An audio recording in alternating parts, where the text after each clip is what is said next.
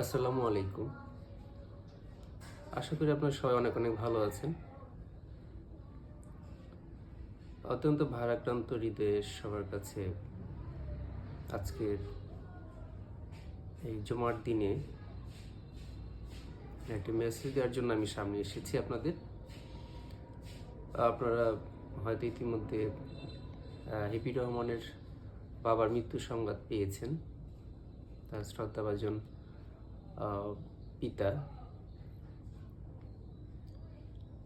গতকাল এর আগের দিন ভোরে তিনি ইন্তেকাল করেছেন।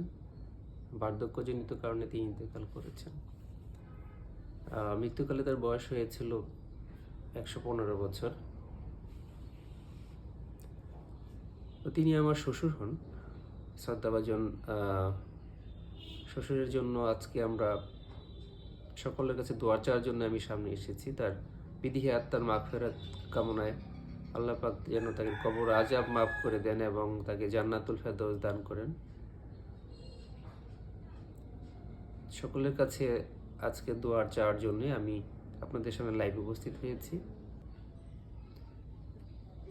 তো হিপির রহমানের আজকের এই শোকাক্রান্ত ভারাক্রান্ত মনের হৃদয়ে সে সামনে আসতে পারেনি। আপনাদের সামনে সে কথা বলার জন্য অনেকবার চেষ্টা করেছে, কিন্তু তার পিতার শোক, তার মৃত্যুতে সকল সন্তানই খুব ভারাক্রান্ত থাকেন। সবারই পিতা আছে, কারণ নেই। আপনার যাদের পিতা নেই, আমার পিতা নেই, তিনি মারা গিয়েছেন দীর্ঘদিন আগে। আমারও ওই মুহূর্তটা খুবই ভারাক্রান্ত ছিল। আমি আমার পিতার জন্য তার মাগফিরাত কামনায়, তার বিধিহে আত্মার মাগফিরাত কামনায় সকলের কাছে দোয়া প্রার্থনা করছি, তিনি যেন জান্নাতবাসী হন। সে আলোকে আজকের এই শুক্রবার দিনে আমরা জুমার নামাজ আদায় করে তার জন্য দোয়া করেছি মসজিদে, এবং মসজিদের পাশেই তার পারিবারিক কবরস্থানে দাফন সম্পন্ন হয়েছে। আমরা সেখানে আমি কবর জিয়ারত করে এসেছি। তার কবর আযাব মাফ চেয়ে এবং তার বিধিহে আত্মার মাগফিরাত কামনায়, এবং আল্লাহ পাক যেন তাকে মাফ করে দিয়ে, তার গুনাহগুলো মাফ করে দিয়ে তাকে জান্নাতবাসী করেন। এই জন্য সকলের কাছে আমরা, সকল ফলোয়ার ভিউয়ার যারা আছেন দীর্ঘদিন যাবৎ এই হেভি পরিবারে, এই হেভি ফ্যামিলির সাথে আছেন, সকলের কাছে দোয়া চাওয়ার জন্যই আমি এই পরিবারের পক্ষ থেকে আজকের সামনে এসেছি আপনাদের। আমার শ্বশুর আব্দুল মান্নান, মরহুম আব্দুল মান্নান, তিনি আসলে একজন সাদা। আমার শ্বশুর তথা মরহুম হাজি আব্দুল মান্নান, উনি খুবই সাদা মনের একজন মানুষ ছিলেন, সহজ সরল একজন মানুষ ছিলেন। এবং আমি যতটুকু শুনেছি, জেনেছি, কখনো কারোর সাথে কোনো দিন সে কোনো ধরনের তর্ক বিতর্ক, হিংসা বিদ্বেষে তিনি জড়িত ছিলেন না। তিনি তার মতন করে নিজের জীবনযাপন করেছেন, এবং তাদের বংশ পরাক্রমায় গাজীপুর জেলার শ্রীপুরের কেয়া দক্ষিণ খণ্ড, তাদের যেই পৈতৃক নিবাস আছেন, সেখানেও তার বাবার দাদার ঐতিহ্য বিদ্যমান আছেন, এবং তাদের পারিবারিক ঐতিহ্যের প্রেক্ষিতে এখানে নিজস্ব তাদের জমি নেই প্রতিষ্ঠিত করে গিয়েছেন তার দাদার নামে একটি মাদ্রাসা, এতিমখানা এবং মসজিদও আছে।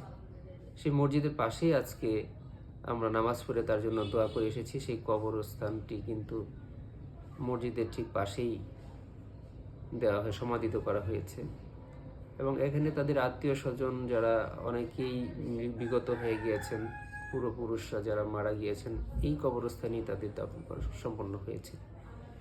সকলের জন্য আমরা আপনাদের কাছে আজকে দোয়া প্রার্থনা করছি। তার চাচা, হিপির রহমানের চাচা,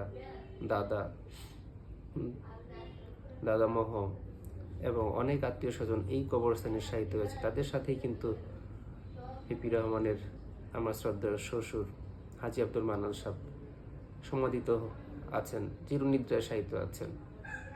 আমরা কেউই পৃথিবীতে দুনিয়াতে চিরদিনের জন্য আসিনি, ছোট্ট একটি অবকাশের জন্য এসেছি।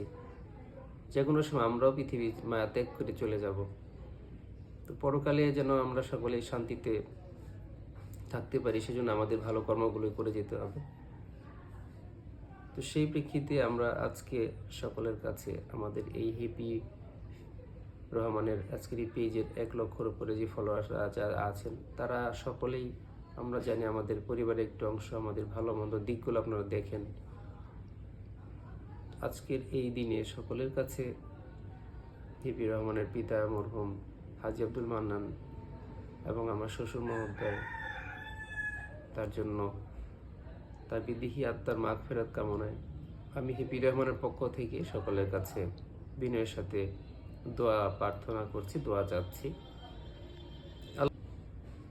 আর আজকে হ্যাপি রহমানের মনের অবস্থাটা অনেক ভারাক্রান্ত আছে। আমি প্রায় সময়ই যে কোনো কন্টেন্ট এবং লাইভে হ্যাপি রহমানের পাশেই থাকি স্বামী হিসাবে, আজকেও পাশে আছি। তার হয়েই আমি আপনাদের কাছে আজকে তার পিতার মরহুম পিতার জন্য দোয়া চাচ্ছি। সবাই তার জন্য দোয়া করবেন। দেশের বাহিরে যে যেখানে আছেন সকলের কাছে বিনয়ের সাথে প্রার্থনা করছি, হ্যাপি রহমানের পিতা মরহুম আব্দুল মান্নান সাহেবের জন্য সবাই দোয়া করবেন, যাতে আল্লাহ পাক তাকে জান্নাতুল ফেরদৌস দান করেন। এই প্রত্যাশা ব্যক্ত করে সকলের কাছে সালাম জানিয়ে আমি এই মুহূর্তে বিদায় নিচ্ছি। আসসালামু আলাইকুম। সবাই ভালো থাকবেন।